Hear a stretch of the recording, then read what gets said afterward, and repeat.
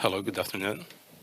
My name is Maciej. I'm software architect, software service architect, working for Cisco Customer Experience Organization.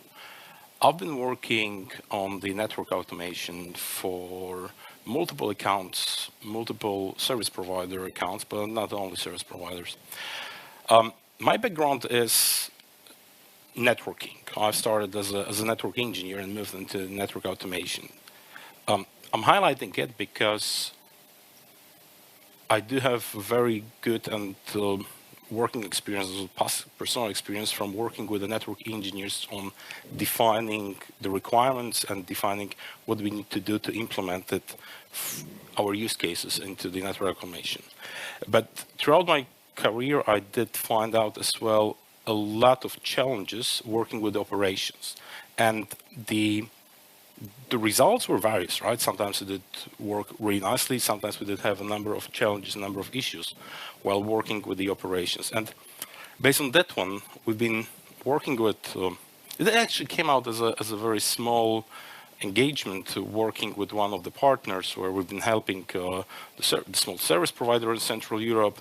And this is how we came out with the idea to help the operations based on telling them that they're going to be able to work with the software development, with the networking, based on definition of their intention into the Git repository. So what I want to talk about today, right? I want to talk really about the operations experience. Then I want to talk about the infrastructure as a code with NSO, or actually GitOps. So the next step of the infrastructure code where you define everything in a source code repository, and then look into simple NSO service as a code pipeline. And I'm going to wrap up with the demo. How the ideal or typical test environment should look like or could look like. What you're seeing right now is a result of the engagement that we've been doing internally a number of years ago, trying to define various stages for production environments, P-1, P-2, and so on, starting with the dev test, integration, prod, staging, pre-production, and finally production.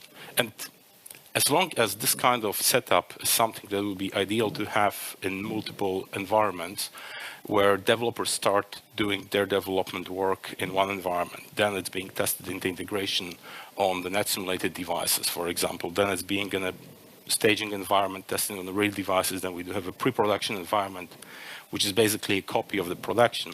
It's not necessarily the same case that we're seeing within all the different deployments, right? I mean, maturity is different, right? Sometimes you're dealing with the really mature customers, but sometimes you're dealing with the customers that were not at that stage. And the additional point is, how does it involve operations in the whole process of validating and defining test cases and the validation?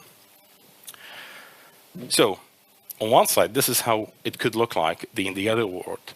On the other side is what we are facing in the regular day-to-day operations. So, network engineers are coming with a new request. We would like to implement a new feature, and this feature is something that we're agreeing with the software development team that this is going to be implemented in network. But the operations are not necessarily involved in this process.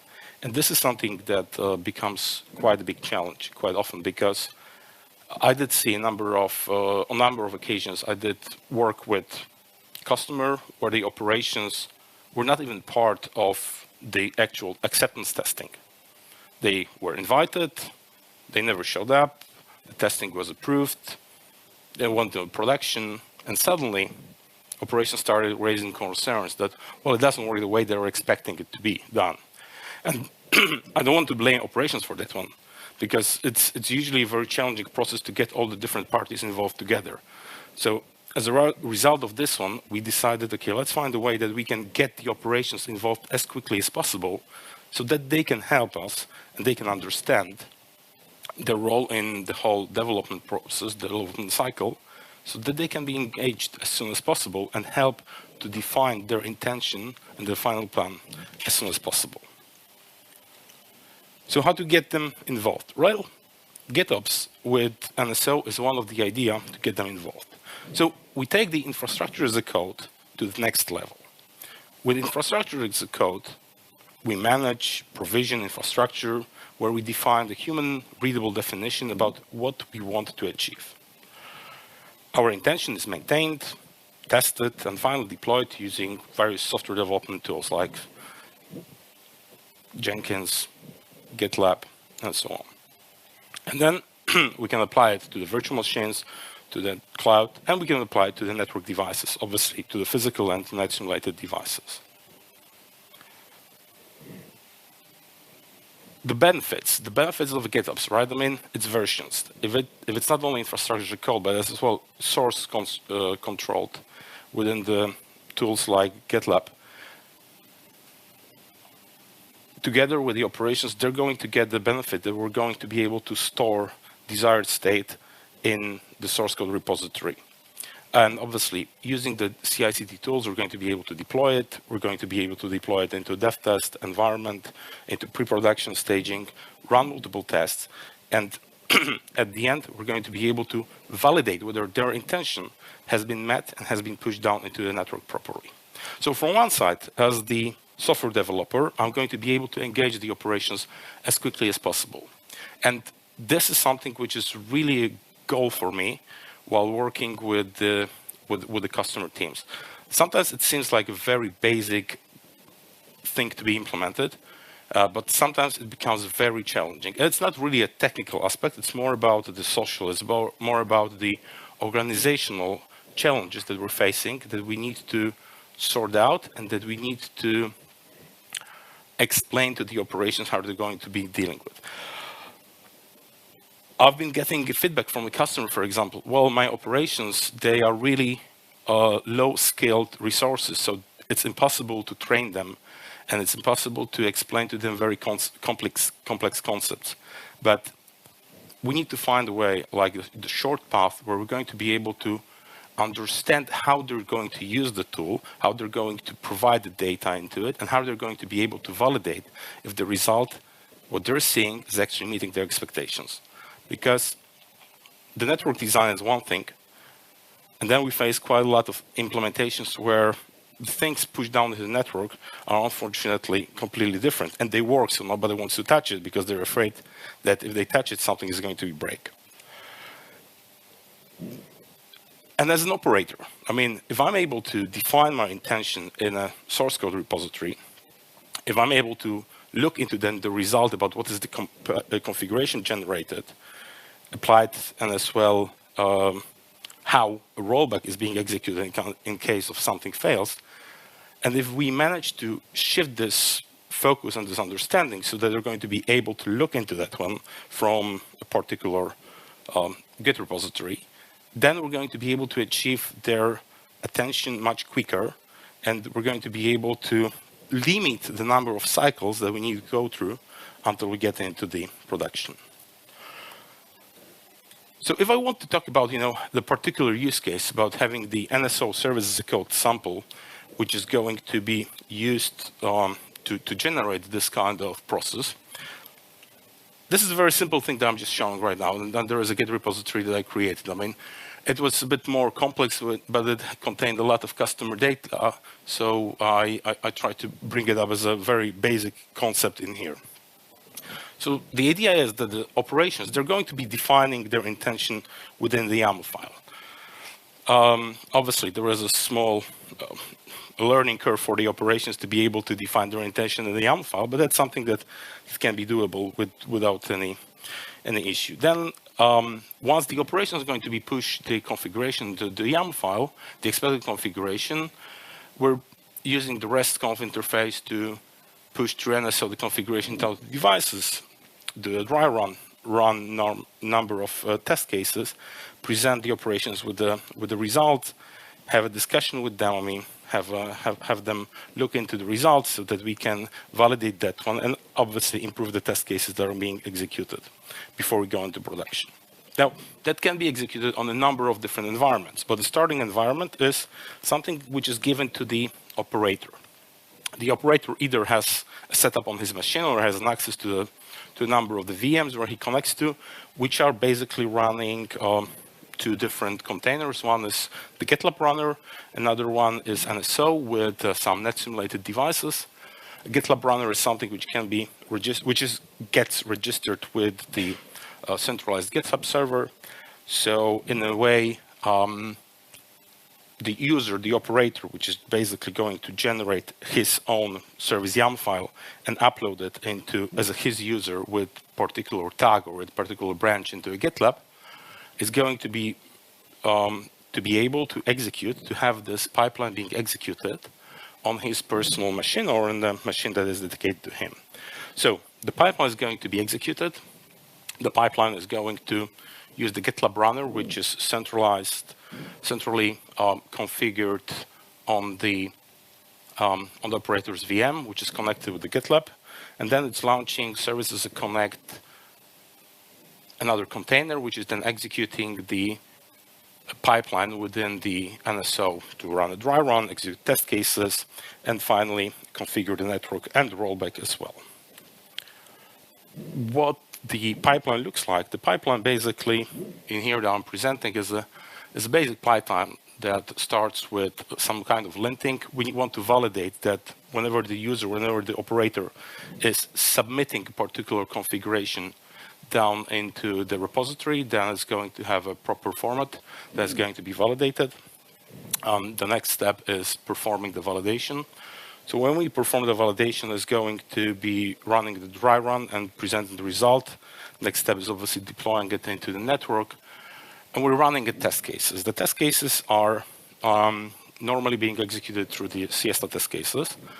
So a customer experience test automation engine, which is based on the robot. The difference between CXTA and the robot is that customer experience test automation is reached with a huge number of different libraries that can be used for NSO, that can be used for different solutions, and it streamlines the definition of the test cases. But for this example, I've been just using a basic robot test case, which simply proves the robot framework.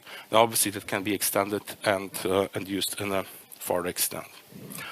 And then finally, we can have rollback, and we can have some notifications when the notification is being. We're going to get a notification into our WebEx tool. Okay, so let me run a demo in here, in which I'm just showing the execution of this process. Let's see if this.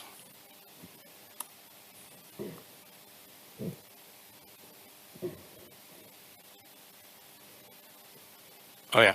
So the example in here is basically two different repositories. One, which is a sample service, and this sample service is a service that's being developed by the NSO developer that has nothing else than the layer 3 VPN, layer 2 VPN. I mean all the different NSO packages that are being developed.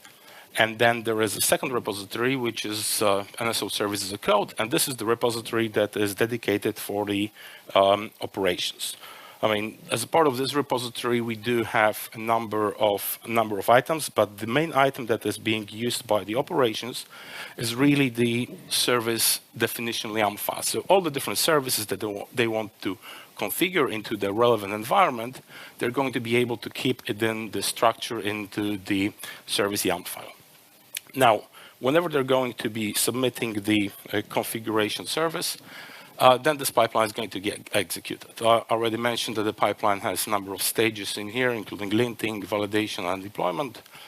And when we're going to be running the dry run, or when we're going to be running the deployment stage, this is going to be interacting with NSO through the RESTconf interface. And basically, it's going to fetch all the different services, perform some reformatting from the YAML file into the payload to be sent into the RESTconf interface. It's going to be validating so that it's going to be using patch or put, or depending on what kind of functionality we do have. So it's going to be combining those services or replacing them, depending on what's the user intention. And then it's going to be running as well a number of robot test cases.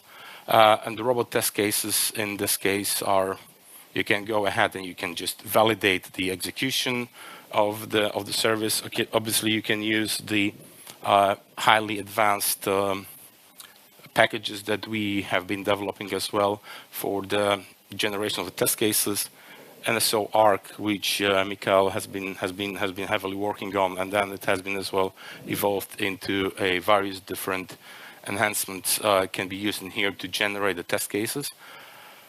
So then the operator machine, I mean the operator is using the machine. This machine has two different containers that are being executed.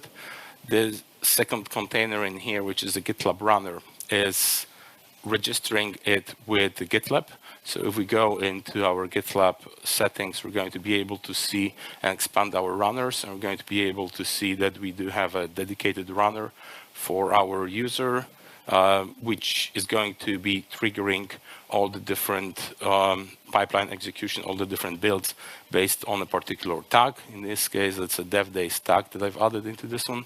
But obviously, this is something that can be as well executed on a shared runner, right? I mean, the idea in here to use a dedicated runner was that we had a number of operators that actually were testing things separately.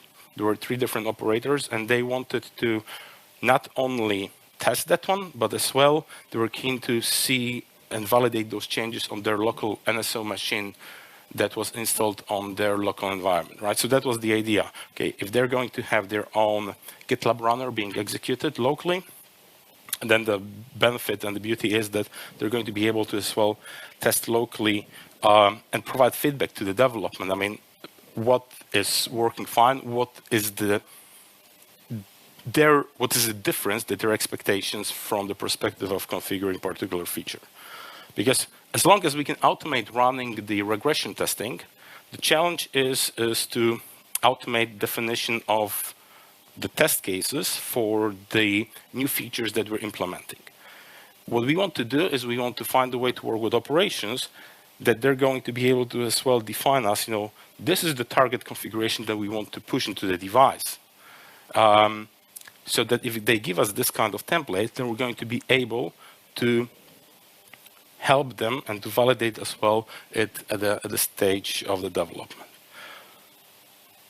Next step. I mean, we do have here, the demo goes a little bit faster than I've been talking about, but the next stage is that we would like to go and we would like to as well have some notification in here implemented. So we're capturing in here, we're generating a bot for the WebEx, we're creating a WebEx team, and we're getting the WebEx team room ID. And this room ID is being populated into our config.yaml file. And then we're being able to, we're seeing that after populating the config.yaml file, we're getting the pipeline executed, right? So this is going to be the first execution of the pipeline in here that I'm showing as part of the demo. Modify the config.yaml file, which contains information about the type of services that we're executing, the particular instances of the services that we want to execute, and then as well the integration that we do perform. For example, in this case, it's an integration with the WebEx, where we are notifying on WebEx team. So the validation is being executed, deployment. Now we're going to see the test cases being failing because the initial service YAML file is something that has been empty. Because when I run this one, I just created the empty service file without any service. So basically, in this case, the test has been skipped because we didn't have any particular service instance that has been testing. But then we can define, let's say, the first operations intention. Right? The first operation intention is going to be, I want to go ahead and I want to configure a particular service into my network. I mean, this is a template basic service just generated quickly to be customer agnostic, but it's just a basic sample service. It could be layer 2 VPN, which is defining some source device, which is defining some destination device. As you can see, this is not necessarily mostly a very advanced service because we're defining a number of parameters in both source and then access and delivery device.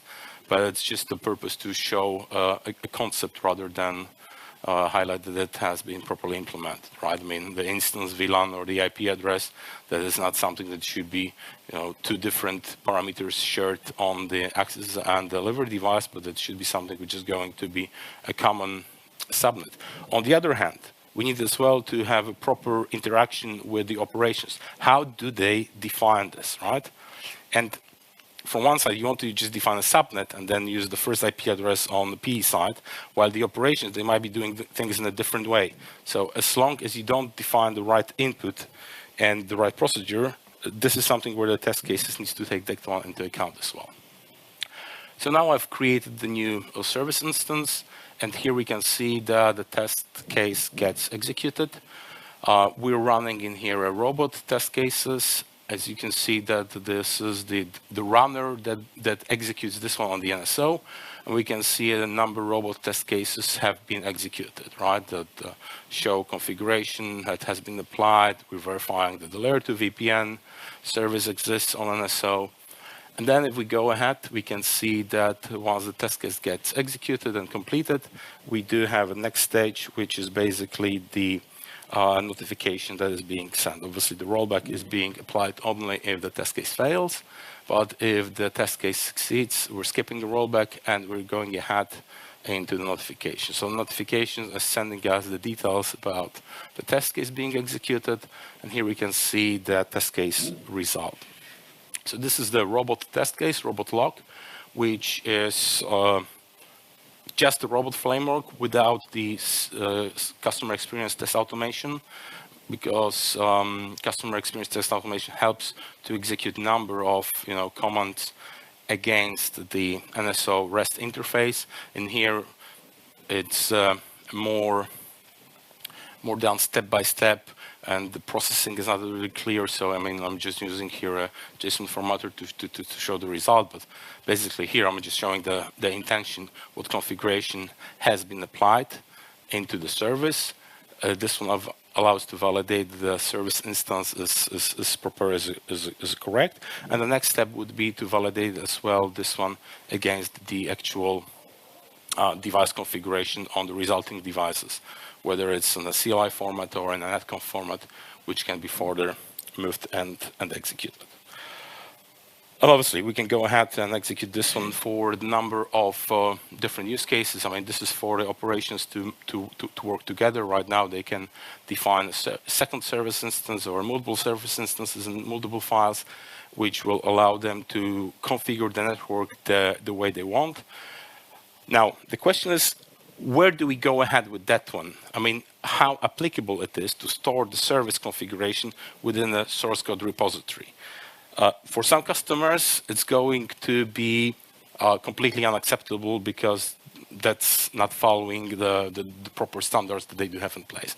But if I look into some customers, that might be really applicable for them to work on the development environment, but then as well on the integration and even on the staging environment, where the service intention for the lab, the service intention for the testing of the pre-testing of the services on the physical environment could be executed based on the definition of the intention within the source code repository.